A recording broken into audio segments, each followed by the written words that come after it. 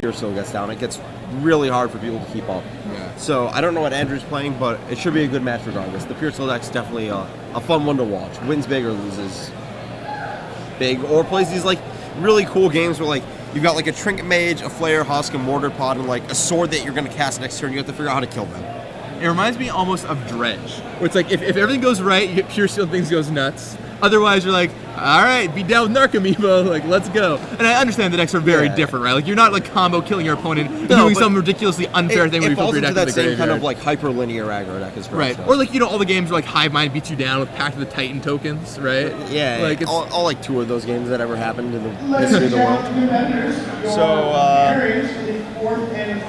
Andrew, to appease the person who just asked us on Twitter, this is a Vampires deck for Andrew. Perfect. So Gabe Lonkian on Twitter just asked us, are there any Vampires decks? Why, Right yes, here. there are. Andrew Shrout playing Black-Red Vampires. He's got or mono-black Vampires. Mono-black. He's got a couple of Nighthawks, some Viscera Seers, all the Bloodghast, Highborns, a few Pulse Trackers, Lacerator, Gatekeeper, some Despised, Inquisition, Lash Writhe, Go for the Throat, and Dismember. Bunch of lands. He doesn't have all of the fetch lands, which is interesting. Maybe you're just worried about mono-red collateral damage taking too much points. Maybe you just want a bunch of like actual swamps in your decks. You draw enough lands to make Lash Writhe super lethal. Out of the board, he's got Demon of Deathgate, Dark Tutelage, Vampire Nighthawk, probably going to come into this match, Disfigure, Batter Skull, Surgical Extraction, another Dismember, and a Memoricide. And I think it's interesting that we see Demons of Deathgate because that was a card that was really big when Valakut was really popular. That was like the Vampire's answer to Valakut. And then it went away because Cobblade existed, but now we're back. Yeah, and it's probably good against other decks now that Jace doesn't exist. Right. Going into the Royal kind of puts a damper on it against some decks, but it's probably still fine. Just cross your fingers. Yeah, see what happens. Don't royal me, bro. And for those of you who weren't around for Nate Pease's deck before, his deck is, he has Pure Steel Paladin, Preordain, Mortar Pod, some Trinket Mages which get a Flare Husk, or get 3 Flare Husks. He's got a sword, a Basil's Collar, a Light Staff to also get. He's got a bunch of swords. He's got a couple of Feast and Famine, a couple of War and Peace, and a Body and Mind. Some Mox Opals to ramp with, some Dispatches for removal, and then a few random creatures to fill it out. Glinthawk, a couple Firewalkers, a couple S-Shorkles, and then 1 Apostle's Blessing. The mana base is some duels, Inkmoth Nexus. Exactly what you would expect from it, right? Then out of the board, he has Dismembers that he's going to bring in here probably, some Flash Freezes, Negates, a few swords to show up the matchups that he wants specific swords in, like some more Feast and Famines here, and he's got a couple core Firewalkers too, so he's got a good spread here. It'll be interesting to see. Yeah, definitely. Pure Steel Paladin. It's crazy. Right out of block constructed. Yeah. It's definitely a card that does does 2 very powerful things. Cantrips your spells and draws you a bunch of cards, and then makes a bunch of mana. Right. So it's definitely deserves the attention it's gotten. Yeah, and all the games we watched of that deck so far, it's like whenever it draws a Paladin. Whenever Paladin lives. Yeah. You just kill everything they do, or otherwise kill them, or everything. You gotta kind of grind them out a little bit. I wonder how the Vampires matchup plays out. How do you think this matchup will play? I think that the Master Removal is going to be a difficult thing to deal with, but we'll see. Man, well, let's see. Looking at the Vampires deck, I see the discard, obviously. Go for the Throat and Dismember. That's only 5 removal spells. Gatekeepers. That's not going to hit. There's too many germs. He has Despise and Inquisition. Right, so he's got definitely has some answers. Yeah. Game 1, you might be able to just, maybe you won't get targeted on turn 1, be able to lay that Paladin, but if you can just strip the Paladin away from Nate Peace's hand, it's going to be a rough going. Yeah, especially post-board with Disfigures and Dismembers coming in. Possibly even Dark Tutelage, just to ramp up some card advantage. Yeah, I mean, they're getting a lot of card advantage, but if you can draw 2 cards every turn, maybe that might be able to help you. I don't know. I mean, you can usually, it's not even the issue of the card advantage, it's just like you want to draw a bunch of cards to do stuff. I mean, and they even have an answer Demons of Deathgate, if that's what you're into. Oh, that's Dispatch. This could dispatch you. That's true. Yeah, just probably a little too risky. Yeah. I mean, I don't think you'd bring it in anyway, just because taking all the damage is a bad idea. Sacking your 3 guys is probably a bad idea. Yeah. But it's interesting. Yeah. nonetheless. So, should be a good matchup. We haven't really seen this matchup yet today. Once again, it's cool seeing. Normally, like, I wait till Sunday to see all the cool matchups play out, all the matches we don't know. But today, seeing a lot of really interesting standard decks with this brand new format. It's like doubly brand new between M12 and the bannings of Jason Mind Sculptor and Stone Fortune. Oh, yeah. It's just totally different. It's a whole new world of standard. Will you be a part of it? We're in Seattle next week, too. So if you are on the West Coast somewhere, it's not too late to buy your plane ticket and come out and visit us.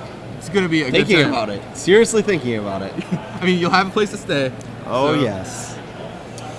Should be good times. I'll be doing coverage in Seattle along with Brad Nelson. Should be a really, really great opportunity. He can talk about his book then. Yeah, exactly, exactly. Yeah, Brad, he should miss the teaser. We'll do it again before the top 8 starts. So Brad Nelson has a book written about him by Rich Hagan called Grinder. It's really a phenomenal book. I know some people might scoff. It's like, oh, it's a magic book or this, that. But I've read it. It's very, very good. Yeah. Like, it is. I read it from front to cover all in one sitting. It's that good. It is an incredible book. And you guys will really want to check this out. It's both touching and moving, and you really get to see a side of Brad you just didn't know about. And it's also accessible to non-Magic players. I'm probably going to buy my mom a copy just because, it's like anybody can read this book. It's actually just interesting. So it's not just that one time at that Pro Tour stories. It's like right. This is how this happened. This is who he is. It's partially about life, and there's some magic in there too, but it's explained very well. Rich does an awesome job. In the meantime, we're heading into round 10. Nate Pease versus Andrew Shrout.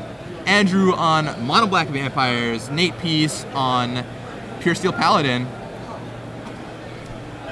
Yeah. Not completely sure how this matchup's going to play out. Depends kind of on how the removal suite plays out for Andrew Shrout compared to how well Nate draws if he gets a Pure Steel Paladin down. Yeah. Andrew Shrout did win the roll, which will make a big difference. It should, in fact. He will definitely get to establish a board before he has to kill a Pure Steel Paladin now. Yeah, I mean, also Nate might have been able to get something going if he'd go like turn 1 planes, and then Andrew's like, okay, well, I'll just play a land and then, Inquisition them later.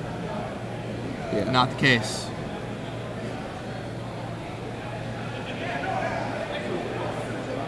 So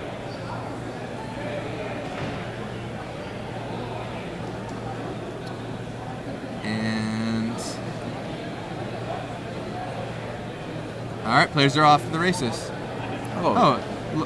Yeah. Okay. Yeah. No, I'm on the play. I was like, wait, were we just told incorrectly? No. So Andrew has no turn 1 play. Nate goes for a Colonnade on the first turn. Turn 2, Andrew Shrout opts for a Bloodghast. This gives Nate an opening to cast Pierce the Paladin. But I don't know if he would want to anyway. Probably just get Gatekeepered away or something. Yeah, that's another huge thing about being on the play is that if Nate doesn't have a 1-drop, Gatekeeper's going to come right in and stop any turn 2 Spirit Seals. But it looks like Nate doesn't actually have the mana to cast it, possibly, or is just choosing not to play it. Inkmoth Nexus for him, next to Celestial Colonnade. Playing a Mortar Pod. Okay. And now the jig is probably up here. Yeah, probably not the best thing to trade for that Bloodghast either. But we'll see what goes on. Bloodghast gets in for 2. Nate goes to 18. I mean, unless Andrew Shrout still thinks Stoneforge Mystic is in the format, Mortar Pod is assigned to Pure Steel Paladin deck. Gatekeeper gets kicked on the... Alright, Bloodghast going away. Yeah, most likely. I mean, unless he really wants to nug Andrew for a point. Yeah, just got to Gatekeeper that token away, because you're never going to Gatekeeper anything else but a Germ token. Right, yeah, I mean, once the Germ army gets active. Force his hand now before he can get into the German. And it looks like Nate Pease is definitely off a double white with another Inkmoth Nexus as his 3rd land. Yeah, that's definitely a big deal. Yeah. Let's see if Nate has a play here. Maybe a Trinket Mage potentially. Oh, Sword looks like Sword a of War sword's Peace. going to happen. Going to start suiting up that Inkmoth and maybe getting in. Yeah, if he has 4th land. Gain some life, beat some people down. Yeah. All right. There's a War the and War and Peace. Attack for 2 with Gatekeeper Malakir.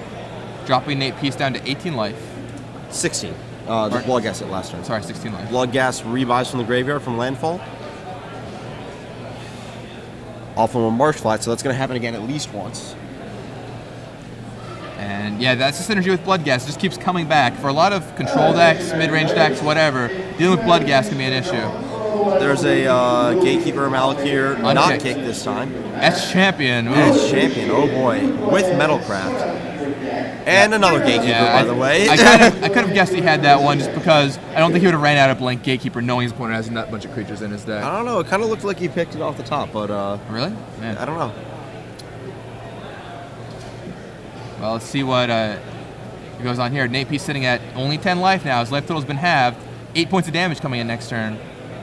It's very close to dead. Basilisk Caller, okay. Still no 4th land for him, so he cannot suit up those Nexuses. This game could be over pretty fast. Andrew untaps his squad of 4 guys. Looks at a hand that looks like pretty much all lands. Bloodghast gets dispatched on the attack, and Nate's going to go to 4 life from 3 Gatekeepers. Okay.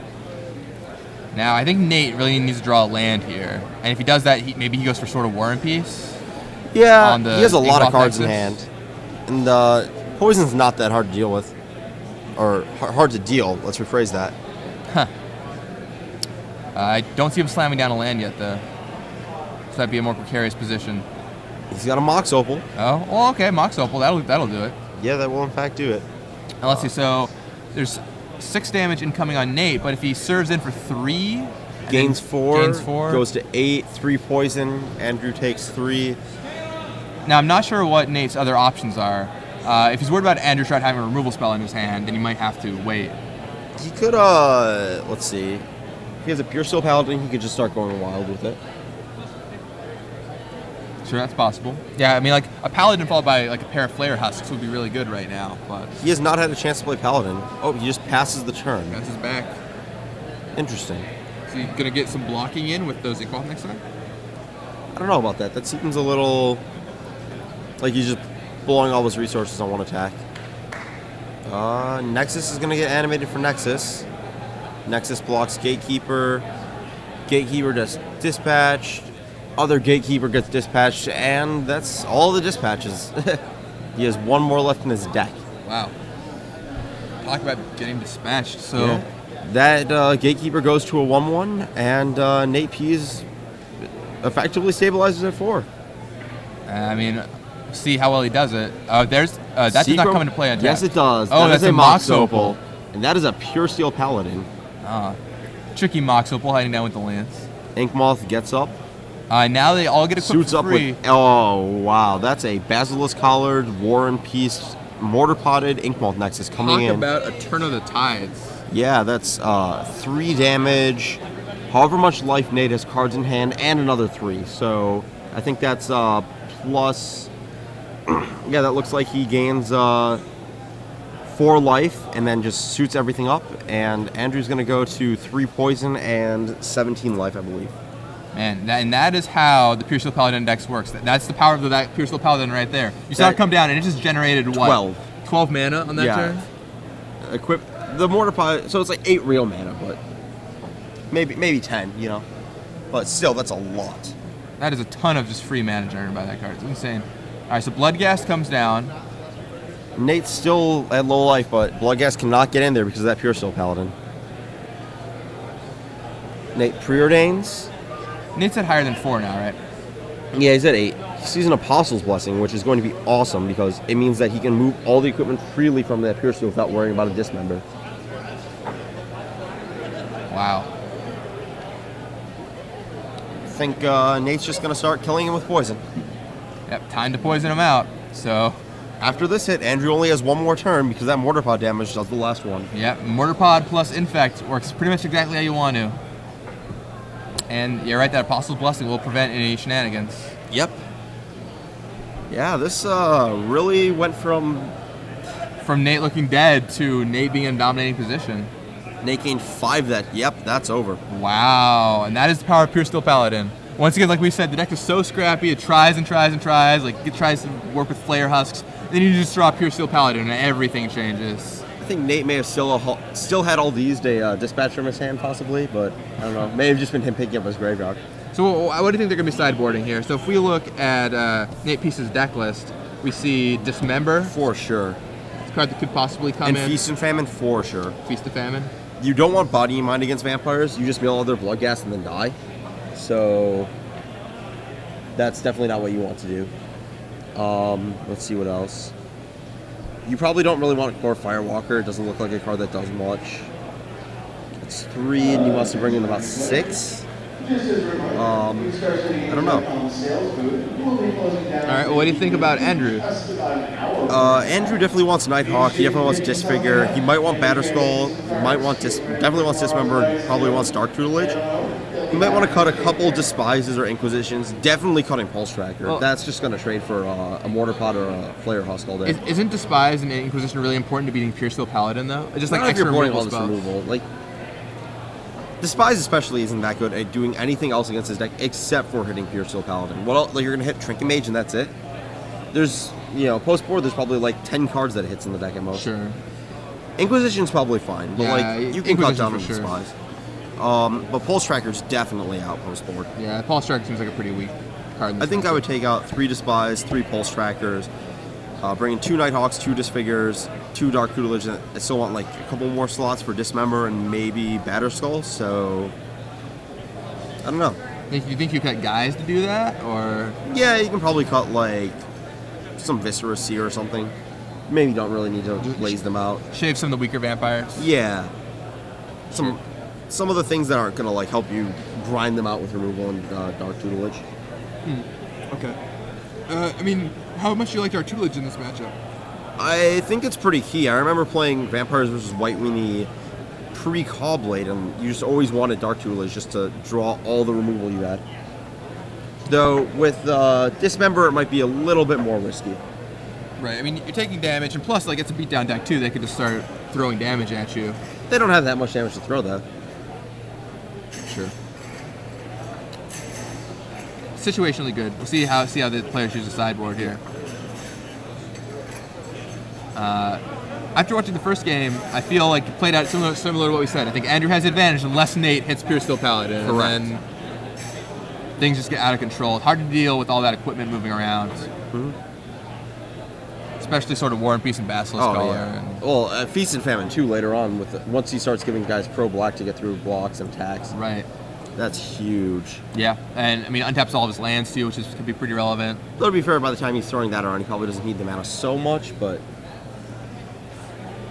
That definitely makes a big difference. Just, as pro-black, +2/+2 pro protection for black. yeah. So we'll see how this plays out. Yep. It looks like Andrew, it's counting a sideboard there. It's Yeah. like, man, it's a really big opening hand. Yeah. Just wanted to see all the cards he was going to draw if he mulliganed. Have you played much of the Paladin deck already? Enough to make me know it was not the deck I wanted to play, but it's just so reliant on the card Pure Steel Paladin that I just really don't feel comfortable playing it. Yeah, I mean, I agree. It's not my style of deck because it is really all in on the Paladin. Well, not all in, but it needs the Paladin. Without the Paladin, it's a lot like, I'm going to play these Putrid Imps and these Narcomoebas from my hand and beat them down with them and Right. hope that's enough. It's a little bit better than that, but it's the same concept. And you can definitely get games that way, but Yeah. really when things get online with Paladin is when the Right. deck shines the most.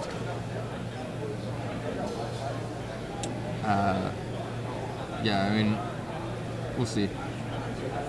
Yeah, I guess Despise isn't that good in this matchup. Lashwrath is an interesting card that the mono black version of Vampires gets to use to good effect. Lashwrath is an awesome card. Yeah, we haven't seen that one played very much at all lately, but No. It kills fast. It's really good with some of the mechanics like Infect and Lifelink. Vampire Nighthawk with Lashwrath is going to be very hard for Nate to stop. You get hit by a War and Peace, but that hit's going to be even worse. right.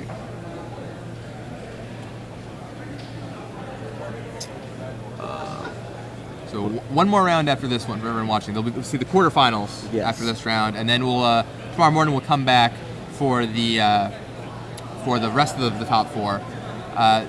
Notably, in the top 8 of today and tomorrow, we're going to be giving away in the finals. So top 8 of the standard and top 8 and the finals of Legacy both happening tomorrow. We're going to be giving away Gen Con badges in the final matches to random people on Twitter. So if you don't have a Twitter account yet, you might want to start signing up. Gen Con badges. Pretty awesome place to go, and the badges have like $75 value or so. Yeah. So it's going to be a really good time. Nationals is there this year. So if you don't have a Twitter account yet, start signing up and get your, I don't know, get thinking about it. And tomorrow morning, we'll be giving away at about 8, 9 a.m. somewhere in there. Get ready to answer those trivia questions. Yeah. Should be good times. All right, looks like the players are grabbing their opening hands. And they're off. So Andrew Shrout cracks a fetch line on the first turn, gets a swamp.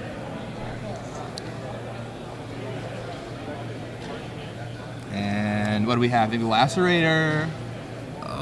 Inquisition? Probably a discard spell.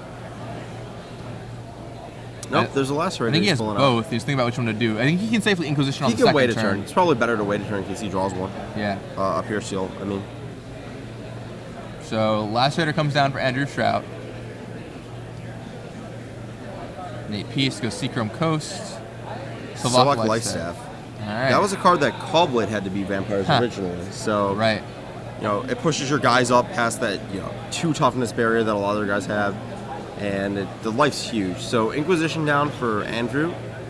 Sees Pure Steel, Mortar Pod, one of each War and Peace and Feast and Famine, and a couple lands to go with that. Yeah, just easily take the Pure Steel Paladin here. Yeah, I don't know. Maybe he wants if he has removal, he might not want to do that. He might want to just take that Feast and Famine.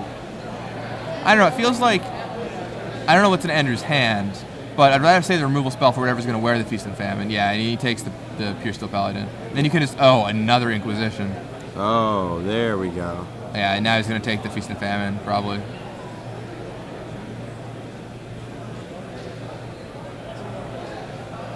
In Mortar Pod, I guess you make an argument for it, but I think it's got to be Feast and Famine all the way. All right, passes back. And we'll see what Nate does this turn. Maybe play the Mortar Pod we know he has. And there's the Mortar Pod.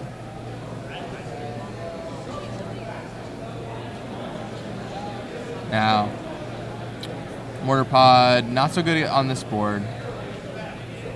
Especially, once again, without Paladin, without anything to do with it. It's pretty unexciting. It's going to get a little clunky. It might suit up that life staff and gain some life and see where that goes. Right. I mean, you could sacrifice your token, gain 3 life, but... Maybe kill something. Who knows? Hopefully. Perhaps. Live a dream. Andrew will play right into that. No. Oh, there's Gatekeeper going to knock down that Mortar Pod token. Hopes and dreams of that zombie are just crushed. Andrew takes 1. And then Nate takes 2. Let's see what Nate does this turn.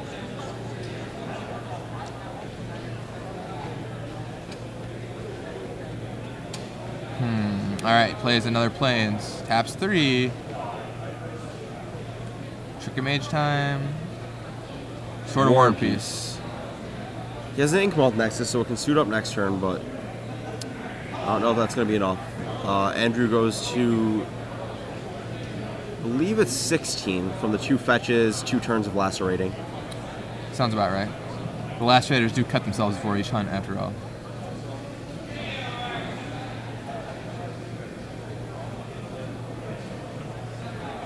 Draws a Bloodghast, has a Highborn, a Bloodghast, and some other card in his hand. Crashes in for 4. Yeah, that's going to drop Nate down to 12 life. And probably just go for the Gatekeeper, Highborn. Yeah, just going to put Highborn in play, prevent... Just get things in place to kill him immediately. Yeah, I like that. You don't want to accidentally get Mortar Potted, like a Bloodghast Mortar Potted or something. 4 mana. Is that? Oh, 30 minutes. That is a Pure Steel Paladin. Oh, nice one. And that is a Mortar Pod. What a draw by Nate Pease. Things are going to get wild now. Once again, he drew the Paladin. So now he's going to equip everything. So Mortar Pod's going to get Life Staff, Paladin's going to get Sorted, and Mortar Potted probably. So it's just so weird to watch people just move around equipment. Yeah, I'll just put this wherever I want it. See what happens. Just call it good. He even has the token to stack as a Gatekeeper. Yeah, that's pretty insane. And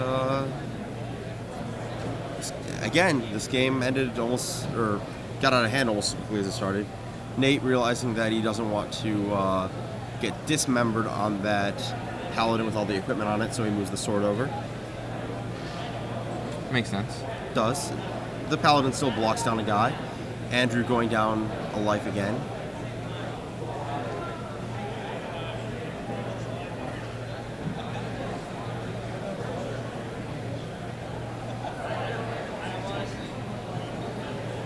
You know, Andrew is actually at one less life than I think we had him at because the shot from the mortar pod. Right. I don't know if we counted that.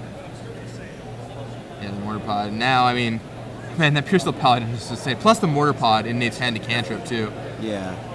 And Andrew goes from a rather confident position to stumbling.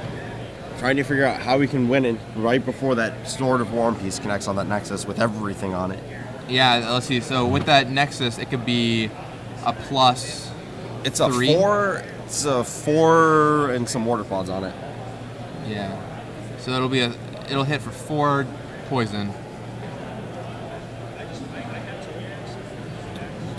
Huh. 4 poison plus whatever Nate has in his hands. So Pure Steel Paladin generated 7 mana this time, and drew a card. It's Yeah. one turn. One turn. Yeah, that card is absurd. It just does so much for you over time. It does, in fact. For one of the few Mirren cards in New Phyrexia, it certainly pulls its weight. If you're only going to give him 10%, you got to give him some good ones. Yep. So looking at Andrew's hands, I know he has a Blood Gas. I'm not sure what his other options are. He's got a Gatekeeper. I think he's looking at... Is that a Dismember? Yeah. Going down to 9 life. Getting into burn range. Getting very close to burn range. Yeah. Let's see. So he's sitting at 9. Life total's 9 to 12. For those who can't understand what's going on in this clogged board state, Andrew's sitting at 9, Nate Pease at 12. Andrew's board is Claustra Highborn, Vampire Lacerator, Gatekeeper of Malakir versus Germ token with Mortar Pod, Slovak Life Staff, Sword of War and Peace, and an unequipped Mortar Pod. Andrew just binned his Lacerator to drain 2 and got shot for 1. So now life totals are 10 up.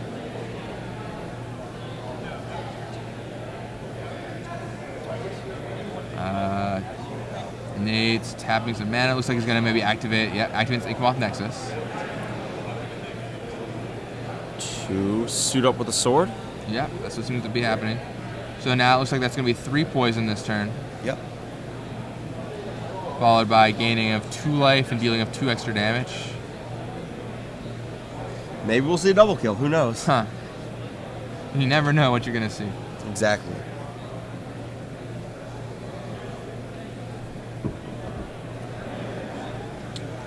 Alright, so Nate serves him for 3 poison. It's been really interesting to watch this matchup play out because the Vampires deck seems to get ahead so quickly, and then Pure Steel Paladin comes down and everything just starts changing. Yeah, all the equipment everything gets just equipped. falls apart. I think that's an Inquisition off the top for Andrew. Not really what he needed right now. He does have a Gatekeeper, so that could be relevant. Right. Gatekeeper down the germ. Yeah. Or the Inkmoth Nexus, whichever Nate decides. Probably well, I guess. The Nexus doesn't really do much right now. I mean, that germ's actually pretty bad, though. It no longer has the sword on it, so... Isn't the germ how Nate was planning to go to victory? Possibly. I don't know. I mean, you're Germ's basically probably just got to shoot for 1, gain 3. Yeah, shoot for 1, gain 3. I mean, that Inkmoth Nexus is just 2 attack steps away from killing. Yeah. 2 attack steps and a mana. Well, I think he can give it the Silvok Life Staff now, right? Oh, yeah, that's true. I'm still thinking Mortar Pod. Getting a little fancy. Yeah. Yeah, so you activate, give it Sword of War and Peace, give it Silvok Life Staff. That's going to attack for 4 this turn. 3 poison, 5 life, or 7 poison, 5 life. Counting the wrong way in that poison there. Huh. Gaining 2 life. Man. Yeah, so Andrew Shrout all the way up to 7 poison, and like you said, only 5 life. Nate Pease going up to 13 life, I believe. Yeah. That sounds about right. And Andrew has to find an answer this turn, or that Inkmoth Nexus is going to do him in. That's a swamp. That is not an answer to that poison. And is that a dismember in his hand? If not, No, it's a Inquisition, and I don't even. Yep, that's there we go. Pure Steel Paladin takes it down. It does in fact. Nate Pease locks up what should be a top 16 finish with Pure Steel Probably. Paladin deck. Good work, Nate Pease. I have just been told that his one loss, Kyle Dominski, or his latest loss, Kyle Dominski, did in fact make top 8 with Tempered Steel. Oh, there you go. That was your pick to win the tournament. Still is your pick to win Still the tournament. So we'll see how that goes down. So we know that Tempered Steel is in. Now the top 8 could all draw in. So do we know what the top 8 competitors' names are? I don't know. We have not seen a standings yet, so. Well, hopefully we can get a copy of the standings soon and take a look over who the top 8 players are. But Kyle Dubinsky, certainly someone you want to be in the top 8. The deck's good. All right. And hey, we're back. Hi. I'm Gavin Burnham here with Ari Lax here in the booth of the Star City Games Open Series here in Cincinnati, Ohio. We're seeing 10 rounds of play, crazy 10 rounds, and now we're looking forward to the quarterfinals coming up soon. And announcing the top 8. And announcing the top 8. And we just find out Kyle Dubinsky, like you said, is in top 8 Yep. with